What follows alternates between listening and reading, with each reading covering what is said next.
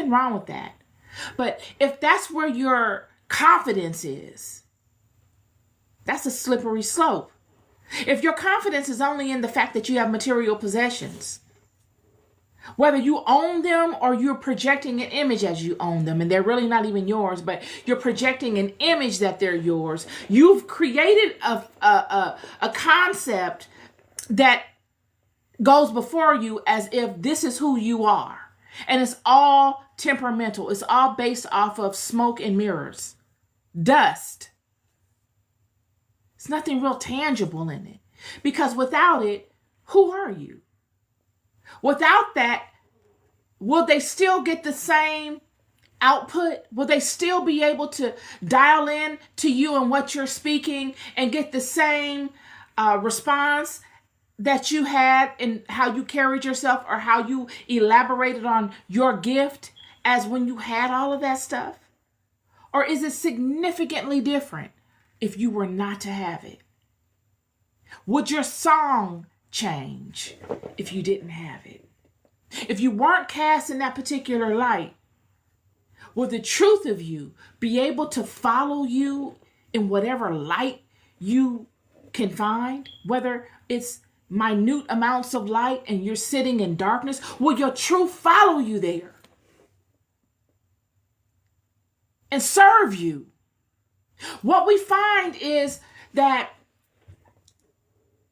those that lead with this find themselves in situations where they get puffed up. They feel as if they're somebody because of these things, like the Assyrians were.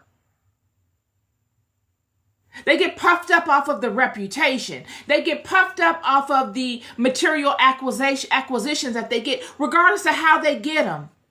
So much so that they feel empowered to come upon a nation like Israel, to do such things. It is their reputation and their experiences that made them feel empowered to come upon Israel and do such things. Yet all it will take is one swooping defeat. One.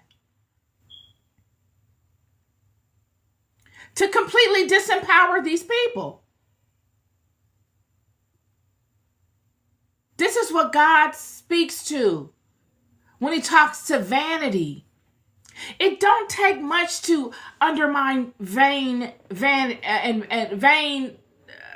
kingdoms. They would not see themselves worthy. Whether they regarded this unworthiness as a vain way of them looking at it, saying to themselves, you know, we don't need to come and ask these people anything. We're the Assyrians. We don't need to ask them anything. We'll just go over there and take it. We'll just bombard them with our presence and all of our antics and all of our sorceries and wizardries and all the nonsense that we've cultivated along the way that has helped us be successful. We'll get it through that. That's what Satan did through Azazel to Eve. We'll back that up with fear campaigns, and we're going to unalive them, and we're going to come and do all this, and we're going to come and do all that. Because we are the Assyrians, we don't need to ask them anything. They justify it through lies. Because even though they're the Assyrians and they're so great, they're focused on this community of people that they can never be like. They can't find another nation to go and siphon from like Israel. That's why Israel was such a big deal. It wasn't the people, it was the God.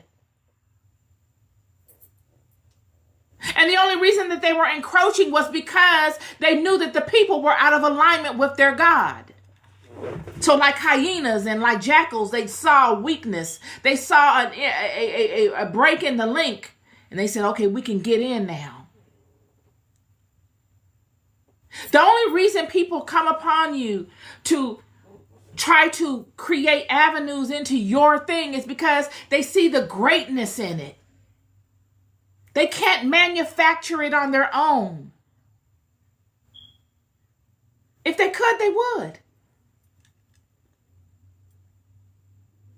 And they will create all kinds of scenarios as to why they do this and why you're not worthy of them approaching you in another way. But in reality, it all boils down to the fact that they don't feel as if they're worthy of coming to you in a righteous way.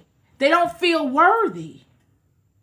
They don't feel as if it will garner them the success that they want.